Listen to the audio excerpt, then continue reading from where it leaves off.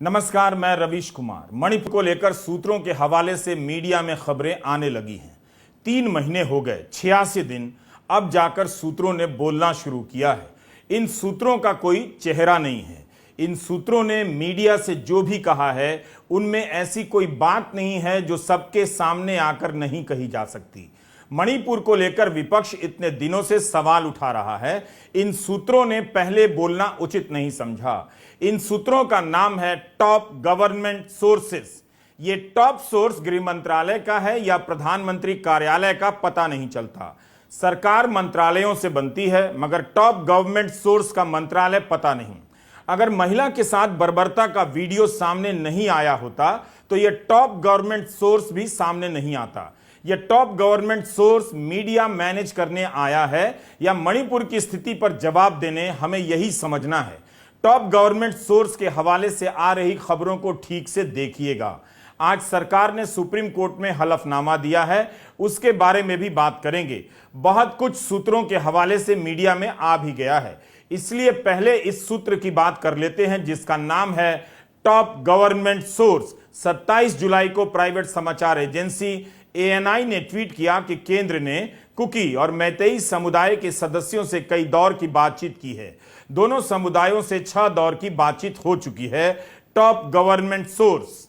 आपको याद होगा कि 29 मई को अमित शाह मणिपुर गए थे। तब केंद्र सरकार ने राज्यपाल की अध्यक्षता में एक शांति वार्ता कमेटी बनाई।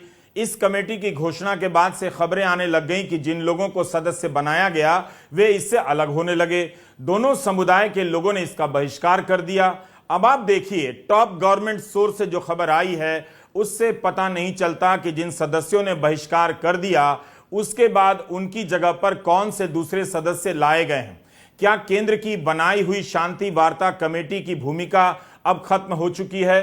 क्या कोई नई कमेटी बनी है? टॉप गवर्नमेंट सोर्स ने ऐसी कोई जानकारी नहीं दी है कि राज्यपाल की कमेटी अब क्या कर रही है। क्या बातचीत की इस प्रक्रिया में राज्यपाल और मुख्यमंत्री को शामिल किया गया है या अलग कर दिया गया है? टॉप गवर्नमेंट सोर्स इस बारे में कुछ नहीं बताता है। उत्पल पराशर की यह खबर 13 जून के हिंदुस्तान टाइम्स में छपी है। मैतेई और कुकी समूहों ने शांति की प्रक्रिया में भाग लेने से इनकार कर दिया। कुकी समुदाय की प्रतिनिधि संस्था कुकी इम्पी ने कहा कि उसके अध्यक्ष अजांग खोंगसई को पता ही नहीं था कि वे शांति कमेटी के सदस्य बना दिए गए हैं। इस संस्था का बयान छपा है कि जिन लोगों ने नस्ली हमला बोला है उनके साथ बात करने का कोई मतलब नहीं। कुकी इम्पी ने मुख्यमंत्री बीरेन सिंह पर आरोप लगाया था।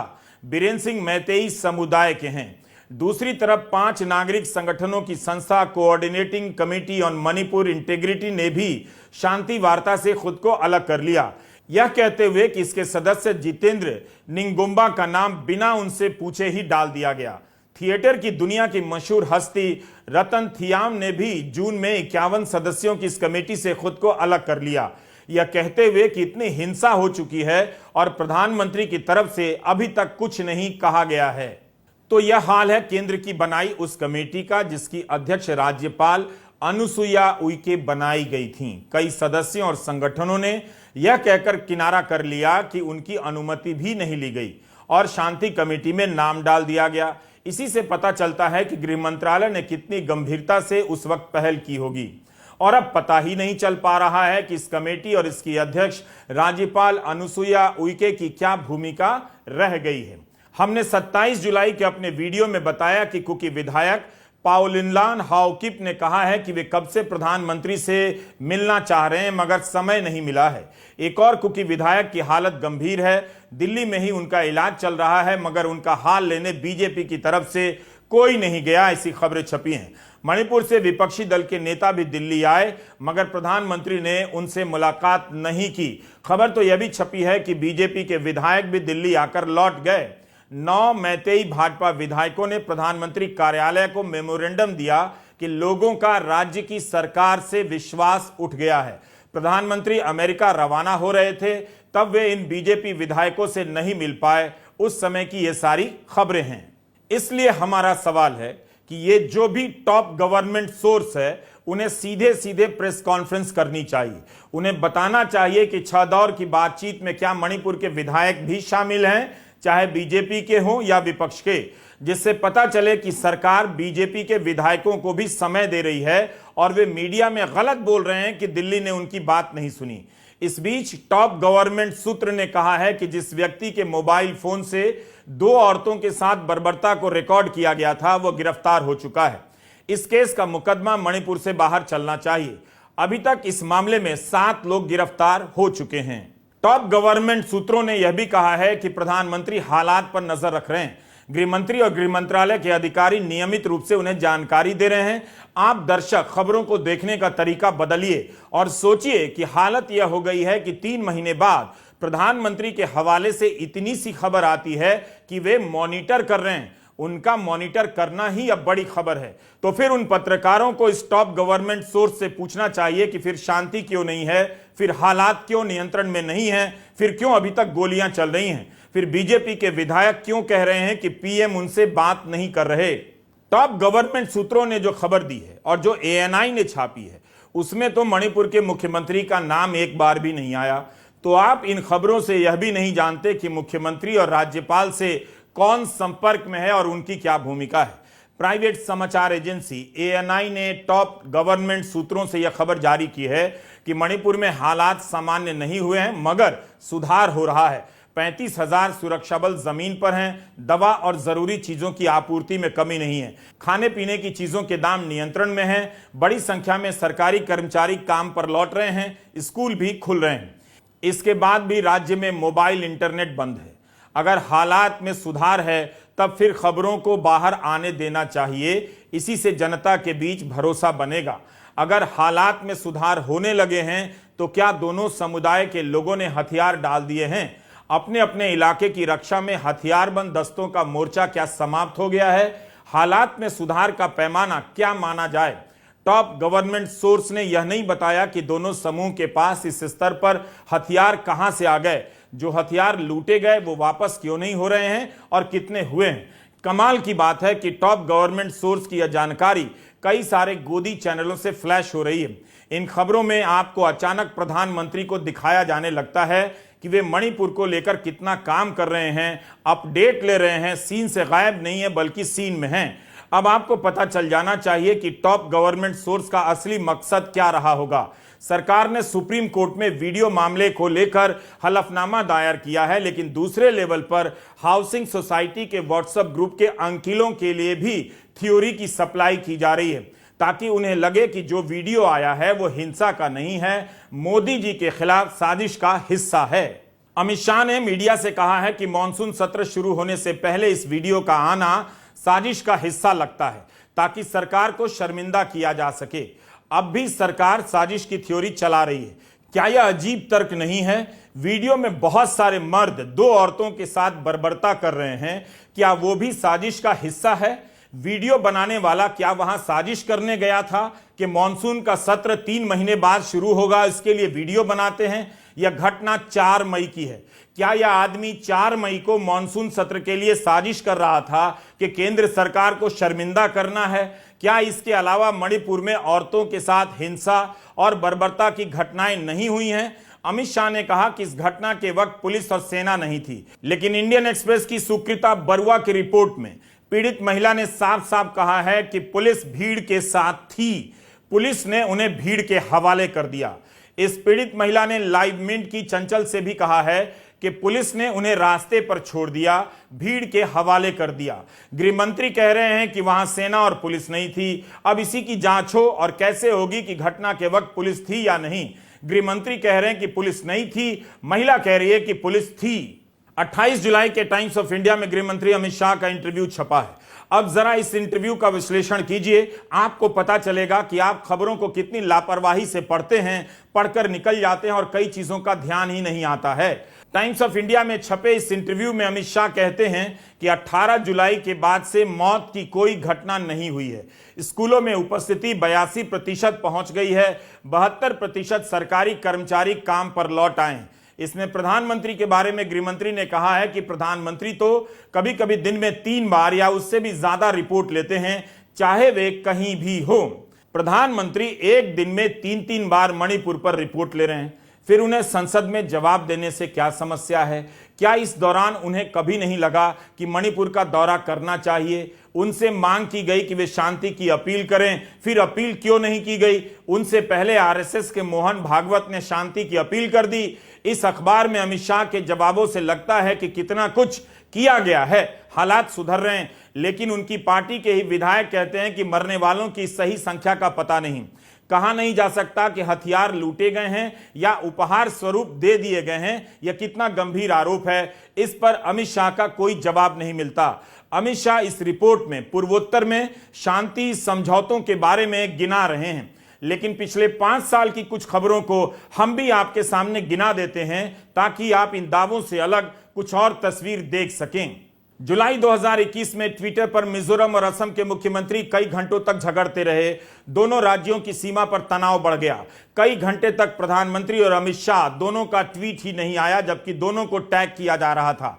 असम की सरकार कहने लगी कि मिजोरम की पुलिस ने उसकी पुलिस पर लाइट मशीन गन से गोलियों की बौछार कर दी है। 5 जवान मारे गए, 50 से अधिक घायल हुए। इन घायलों में असम के कछार जिले के एसपी और आईजी भी शामिल थे। मारे गए जवानों को कई घंटे तक श्रद्धांजलि नहीं दी गई, न दोनों राज्यों के बीच शांति की अपील की गई। ऐसा कभी नहीं देखा गया कि एक राज्य के मुख्यमंत्री दूसरे राज्य के मुख्यमंत्री को ट्विटर पर आकर ट्रोल कर रहे हैं और झगड़ रहे हैं। जुलाई 2021 की यह घटना थी। उसी साल दिसंबर में नागालैंड के मोन जिले में कोयला मजदूर एक पिकअप ट्रक में सवार होकर लौट रहे थे। सेना ने गलती से उग्रवादी समझ लिया और गोली चला दी। 6 मजदूर मारे गए। भीड़ ने सेना के वाहनों को आग लगा दी। सेना ने फिर फायरिंग की और 7 लोग मारे गए। घटना के दिन नागालैंड में काफी बड़ा विरोध प्रदर्शन हुआ था। नागालैंड पुलिस की एसआईटी की रिपोर्ट आई है कि सेना ही दोषी है। मीडिया रिपोर्ट के आधार पर ही बता रहा हूं कि सरकार ने 30 जवानों के खिलाफ मुकदमा चलाने की मंजूरी नहीं दी। जब भी अमित शाह पूर्वोत्तर में प्रधानमंत्री की नीतियों की तारीफ करते हैं, इन घटनाओं के बारे में नहीं बोलते हैं और ना प्रेस उनसे पूछता है। टाइम्स ऑफ इंडिया के इंटरव्यू में अमित शाह पूर्वोत्तर में मोदी सरकार की नीतियों की सफलता का बखान कर रहे हैं। बात मणिपुर की हो रही है, वे पूरे पूर्वोत्तर का आंकड़ा पेश कर रहे हैं। बता रहे हैं कि कई समूहों ने पूर्वोत्तर में हथियार डाले हैं, लेकिन इस पर बोलना चाहिए कि मणिपुर में जो हथियार लूटे गए वो किस किस ने लूटे हैं, लूटे गए हैं या लूटने दिया गया है, तोहफे के तौर पर दिया गया है, जैसा कि बीजेपी के विधायक आरोप लगाते हैं। अमित शाह कह रहे हैं कि यह सब बात संसद में वे बोलना चाहते हैं, मगर विपक्ष ने उन्हें बोलने नहीं दिया, क्योंकि विपक्ष नहीं चाहता है कि सच बाहर आए। खुलकर बहस होगी तो पता चल जाता कि कैसे प्रधानमंत्री मोदी की सरकार ने पूरे पूर्वोत्तर में शांति बहाल करने में मदद की है। देश के गृह मंत्री कह रहे हैं कि संसद में उन्हें बोलने नहीं दिया जा रहा है। राज्यसभा में कांग्रेस अध्यक्ष मल्लिकार्जुन खड़गे कह रहे हैं कि जब वे बोल रहे थे तब उनका माइक बंद कर दिया गया, लेकिन जब स्मृति ईरानी ललकारी अंदाज में बोल सकती हैं तब फिर अमित शाह को संसद में बोलने से कौन रोक सकता है।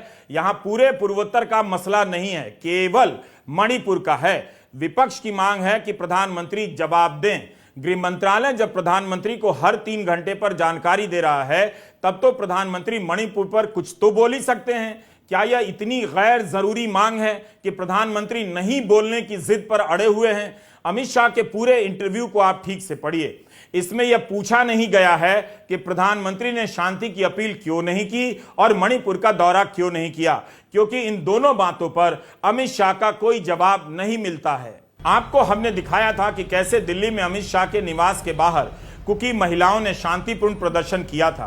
क्या इन महिलाओं से भी गृह मंत्री ने बात की, इसकी जानकारी नहीं मिलती। उम्मीद है उनकी पहल सफल होगी और राज्य में शांति आएगी। हिंसा में शामिल लोगों के खिलाफ कड़ी कार्रवाई हो सकेगी।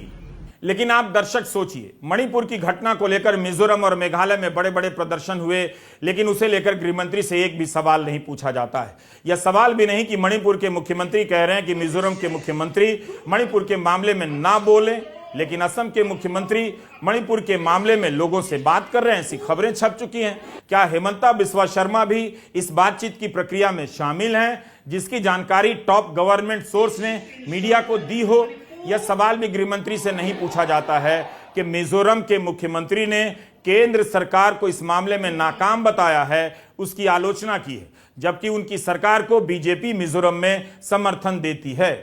जो सवाल नहीं पूछे जाते हैं उन पर भी नजर दौड़ाइए, जो जवाब दिए जाते हैं उनका खेल समझ आने लगेगा। सरकार की महानता को स्थापित करने आया टॉप गवर्नमेंट सोर्स ने इस बारे में तो मीडिया को कुछ नहीं बताया कि 6 दौर की बातचीत का रिजल्ट निकला है या नहीं। सरकार ने इस हलफनामे में 2 औरतों के साथ जो बर्बरता हुई है उसी के संदर्भ में कहा है कि 7 लोग गिरफ्तार हुए हैं और न्याय होगा।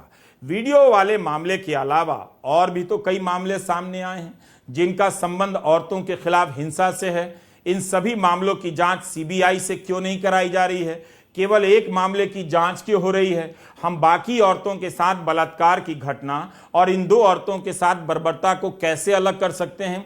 एक दूसरी घटना से जुड़ी रिपोर्ट का जिक्र यहां करना चाहता हूं ताकि टॉप गवर्नमेंट सोर्स को इस पर भी बोलने का मौका मिल जाए और आप इस तरह के टॉप गवर्नमेंट सोर्स का खेल समझ सकें। टाइम्स ऑफ इंडिया के रजत पंडित की यह रिपोर्ट देख लीजिए। गर्मी के दिनों में चीन ने पूर्वी लद्दाख से लेकर अरुणाचल प्रदेश तक जाने वाली वास्तविक नियंत्रण रेखा पर अपनी सैन्य गतिविधियां बढ़ा दी हैं। चीन और भारत के कोर कमांडर की 19वें दौर की बातचीत अभी शुरू नहीं हुई है। पिछली बातचीत में चीन ने पीछे हटने से मना कर दिया था। चीन इन इलाकों में अपनी स्थिति मजबूत कर रहा है, हेलीपैड बना रहा है, बंकर बना रहा है, चौकियां तैनात कर रहा है, मिसाइलें वगैरह लगा रहा है। यह सब इस रिपोर्ट में लिखा गया है। प्रधानमंत्री जरूर चीन की हरकतों पर नजर रख रहे होंगे लेकिन हालात में सुधार नहीं है। प्रधानमंत्री मणिपुर पर भी नजर रख रहे हैं मगर शांति नहीं आई है।